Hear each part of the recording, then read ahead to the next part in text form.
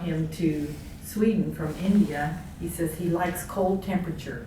So actually the real answer is, I said, how did you get from India to Sweden? He said, by plane. So he's delightful. I've enjoyed him. Our paths crossed periodically at different meetings and so forth. And most recently, we were involved in a webinar, which is probably the new wave of how people will learn. That you can look into people all over the world on the computer and have a seminar and have the PowerPoint slides given to you. He's done considerable work in spinal cord injury. For those of you that are considering a prospective postdoctoral experience, he tells me in Sweden people do not have to write grants and get funding. They're funded by the government, and the work that is encouraged is that's innovative. You don't have to stay with a tried and true regimen. And so he's going to speak to us today about some of the recent excitement in his work in spinal cord injury, which we're very excited about as well. And the subtitle of his seminar is Recent Perspectives of Nanodrug Delivery and Neuroprotection in Spinal Cord Injury. And it gives me great pleasure to introduce Dr. Sharma.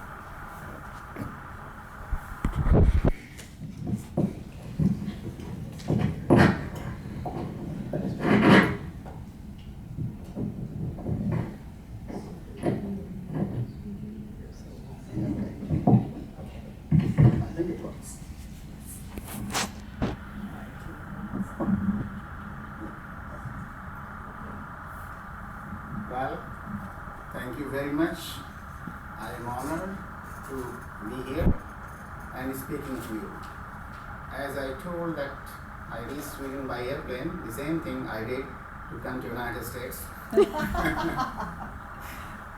So I came here because we are organizing a series of neurobiology symposium every 2 alternate years for a Springer journal called Amino Acid. It has a great neuroscience division, and its impact factor is quite high, 3.8, and it also reached 4.2. I am the section editor of brain injury. So in that terms, its impact factor is even higher than neuroscience or European Journal of Neuroscience. Anyway, so the first time we are here in Galveston, and we enjoyed, especially the ocean and all other areas, and I'm very grateful to Claire that she invited us. Our main interest is blood-brain barrier.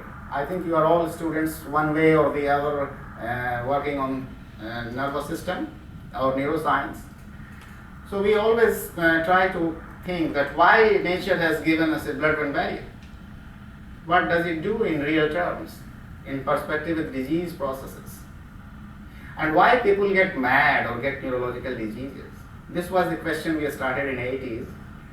And then we find it out that almost all neurological diseases are showing breakdown of the barrier. And before I go to this aspect, I must say that I am grateful to Wright-Patterson Air Force Base, this is US military of Air Force Research, supporting our research on nanoneurotoxicity and nanodrug delivery. I am coming from a university hospital that had just concluded 320 years in existence.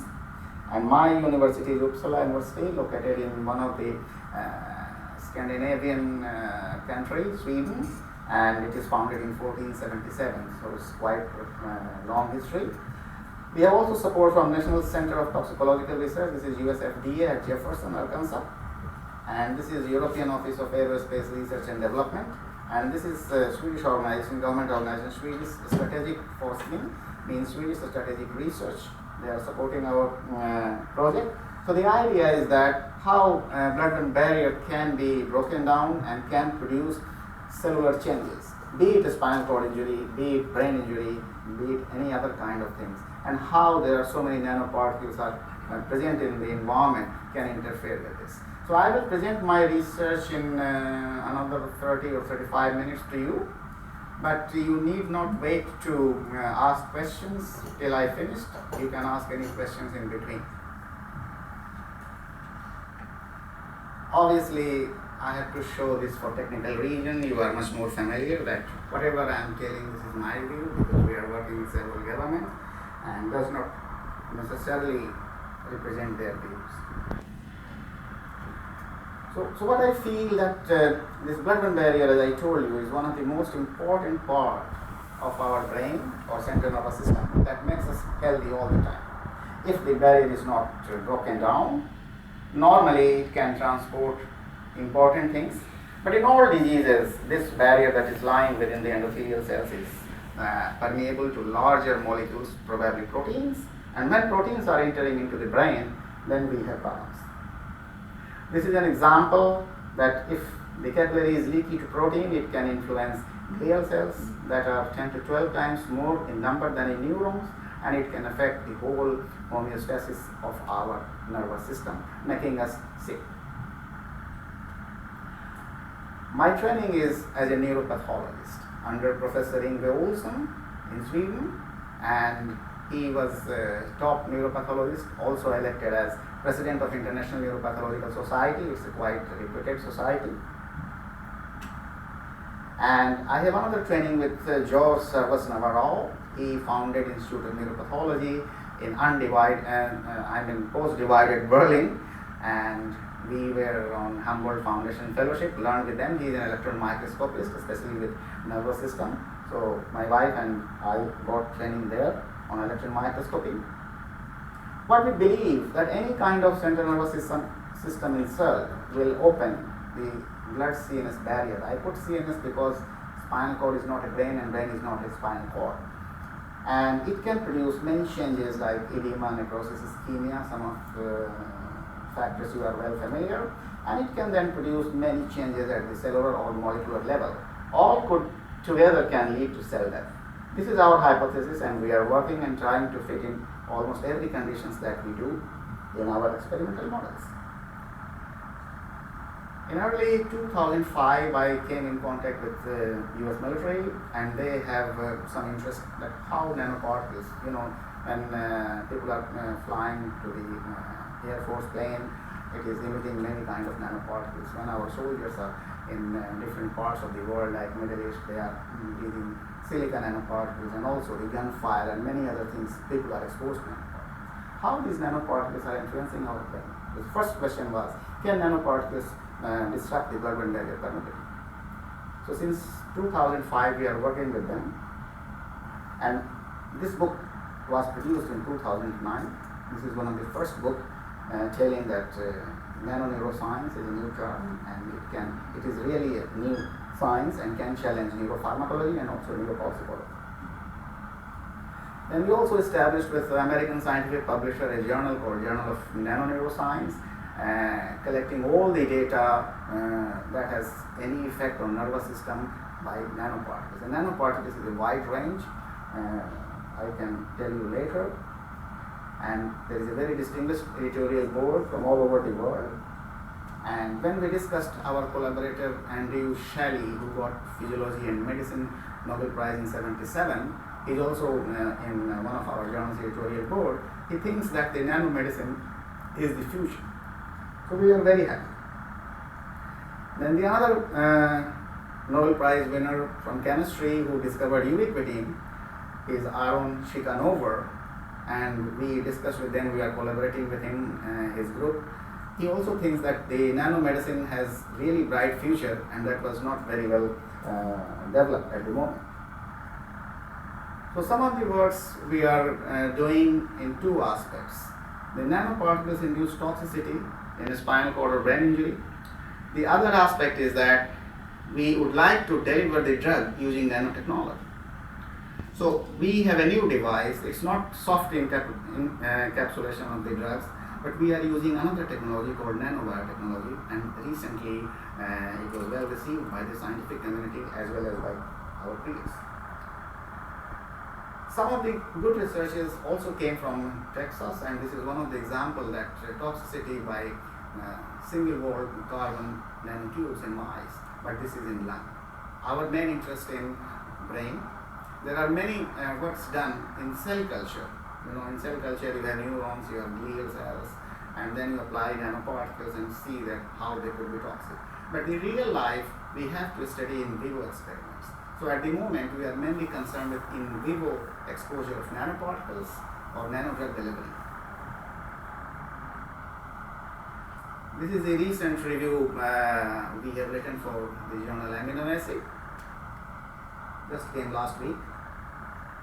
So now, considering all other aspects, when we travel on the road, we have big traffic jam. I think every one of you might have experienced this, not only on United States roads, but every part in the country. The motor vehicles exhaust, and you are breathing, so they can produce carbon nanoparticles. People are breathing. If there is a long-term jam, you might have also heard that the children get asphyxiated, they have mental problems. So the point is that how much this carbon exposure can change our brain function, our cognitive functions. So we cannot ignore now the problems of neurotoxicity, and then also we have to look about can we enhance the effects of drugs that are not working under normal situations by nanodrug delivery. I can give one example. If a healthy person gets injured or motor vehicle accident, his brain or spinal cord is injured. But the same person is having some other kind of disease like hypertension or diabetes. In some cases it can be both together. Or they have exposed to silicon nanoparticles for a long time. Do you think that the pathophysiology will be same? I believe not. That's right. Then can we think that the doctors, they give drugs to a healthy person after injury? He will also give the same drug to these persons, but will the drug will affect? Probably not. That is one of the reasons that those who are in clinical trials or practices, naloxone was one of the best drugs for spinal cord injury. I know very closely with Dr. Alan Faden, who was closely associated with naloxone. It failed in clinical trial. Because in clinical trial, you can't have 10 similar kind of patients. Every patient, every individual is entirely different. And therefore, you cannot control the patient history, the drug history, and that's why the same drug is not working. This is the reason that even we are doing lots of clinical research, none of the drug is available at the moment that can help the patients. This is most unfortunate. So we have to think in this line as well. And in this regard, we have also developed good relation from Chinese government because they are really interested in nanoparticle study and its effect on human population and development of the brain or cognitive functions. So this is Shijiazhuang. Those who are familiar with China, this is one of the military headquarters in China still. Then the other is Tianjin. This is Medical University in Tianjin. This is a self-made state and very rich in research. And Capital Medical University in Beijing, a very reputed institution in the world at the moment. And this is Harbin. If some people are from China, they know that this is another military center. And so many countries or many militaries have interest in now nanoparticles or nanopharmacology. This year, when the National Innovation Summit was taking place in Washington, D.C. in May, we submitted some of our work because they asked us to submit some of the work that we believe that this could be an innovation. Well, we submitted a work on a drug that is called cerebrolizine, and its test was done on neuropathic pain. Because if our soldiers, their hand or legs are amputated, then they will develop neuropathy, isn't it? At that time, no suitable treatment is available even till today. And it is not known that whether people or even animals, they are breathing or they are intoxicated with different kind of nanoparticles, the neuropathic pain syndrome will be much more severe enough. So in such circumstances, we cannot give one drug that could be helping. We should have a multimodal drug that can have different functions or a combination of different drugs. So the cerebrolizine is a drug that is produced by a firm in Austria. It is a balance of different kinds of neurotrophic factors and active peptides. So we have submitted this innovation, its effect on neuropathic pain. To our great surprise, this innovation was found top 20% of the all submitted, more than 200 innovations. So not only we get recognition, but we also get additional support to continue this work and probably any commercialization for military. The point in basic, yes please. You're a basic scientist, but I did not see data yet. So is the whole lecture going to be like this? Or? The data will come.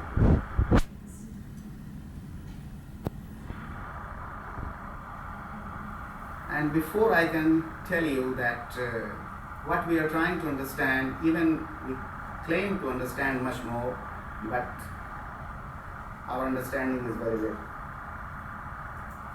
So these are the questions, pictures from real world. These are also data if you understand. Any image is data, it's only the question of understanding. So this is the question of war.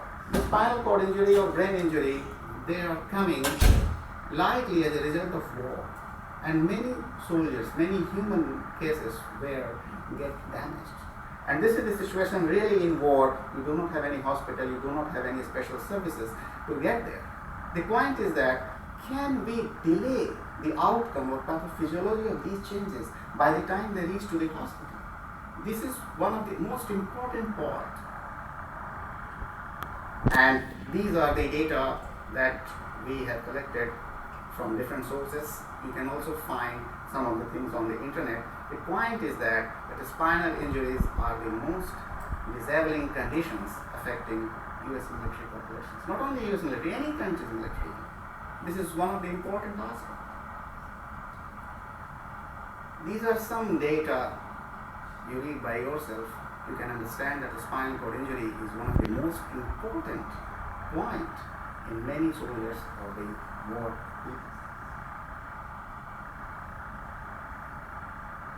You can see that 17% of injuries of the spine, 53% of all gunshot wounds, they result in spinal cord injury. This is one of the examples how our soldiers are landed in different places, combat operations. This is from Afghanistan. They are breathing dust, having intoxicated with silica particles. When they get injured, their pathophysiology is entirely different. This is another example you can see during war-like situation, explosion. You breathe carbon, nanoparticles, sulfur, copper, many things are there, and people are living there, in those places. They got completely intoxicated with this kind of nanoparticles.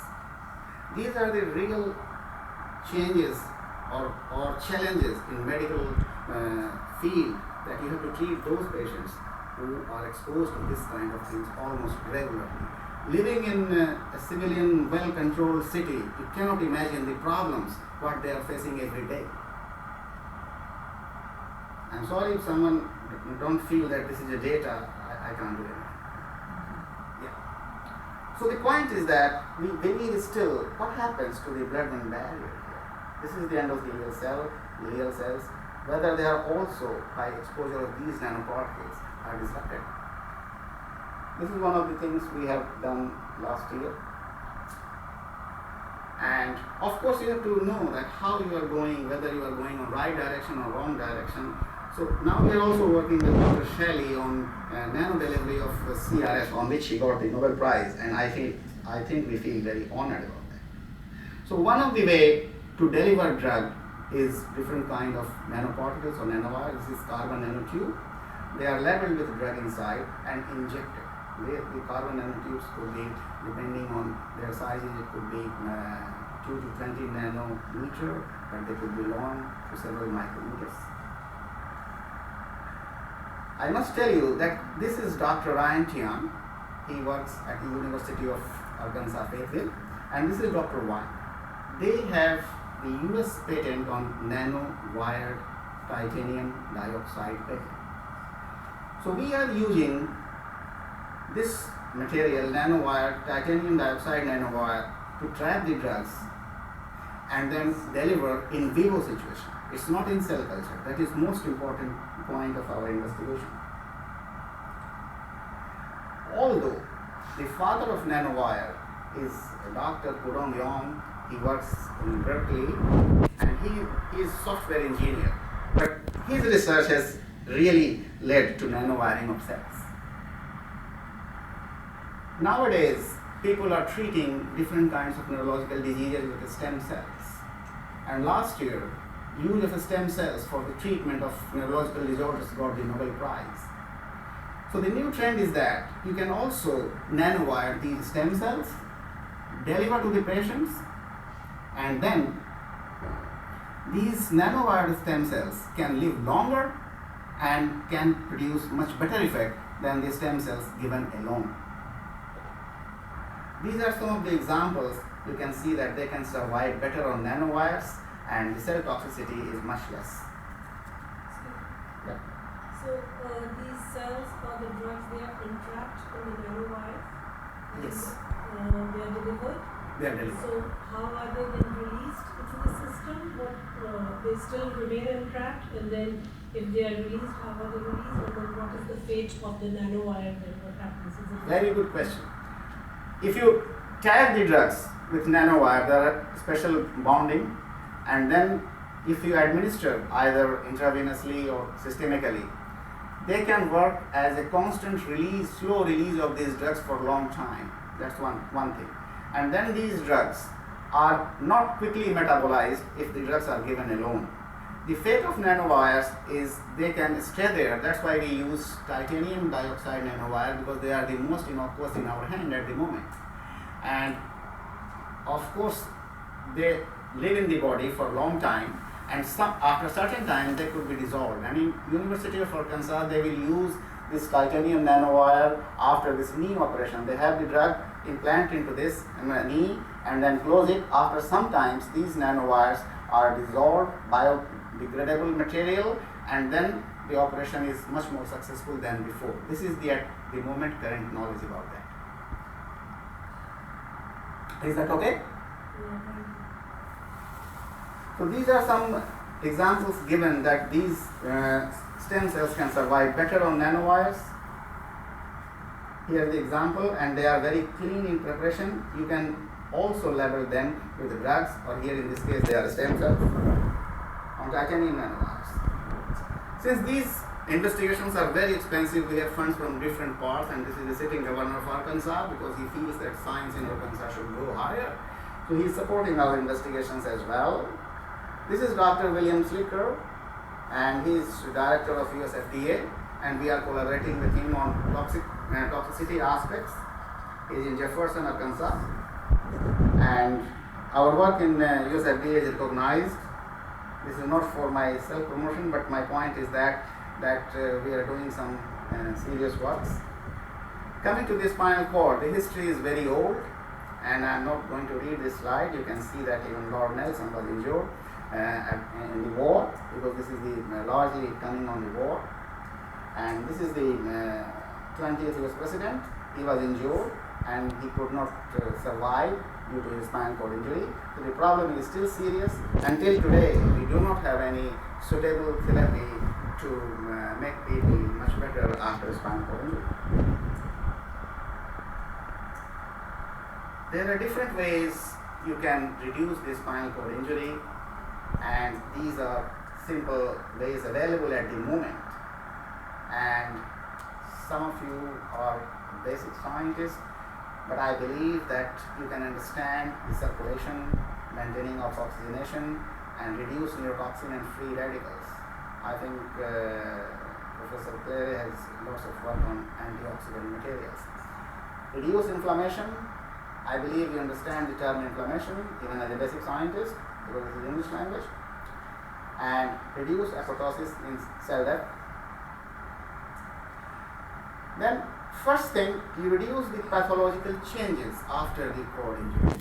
The second thing you can do, enhance neuroregeneration. If some neurons are lost, you try to regenerate them. So make new connections so that it could be more healthy. And for that, I'm not going in detail. You have different ways, Schwann cells, and also different ways of, like stem cell is one of the example, and different nerve implants. There are also other way of enhancing regeneration is to block the regenerative pathways. There are certain things that can block regeneration. we have to remove them. And that's why there are certain antibodies like anti-novo and other things are working. Stem cells are also coming this way, replace the lost nerve cells. It can be done in this way, in some of the chemical way. And you can also reduce the neurocircuit deficits by some channel blockers, but they are not very good at the moment. And then we work with International Neurorestoratology Group that is founded in China. We have a journal, and we are also holding annual conferences every year in every part of the world. And this is Dr. Paul Sandberg. He lives in Clearwater. He is the chief editor of Cell Transplantation. Its impact factor is 6.8 at the moment. So our interest is that when we have this neurorestoratology, we are working on traumatic, ischemic, metabolic, and drug toxicity, and even hypothermia.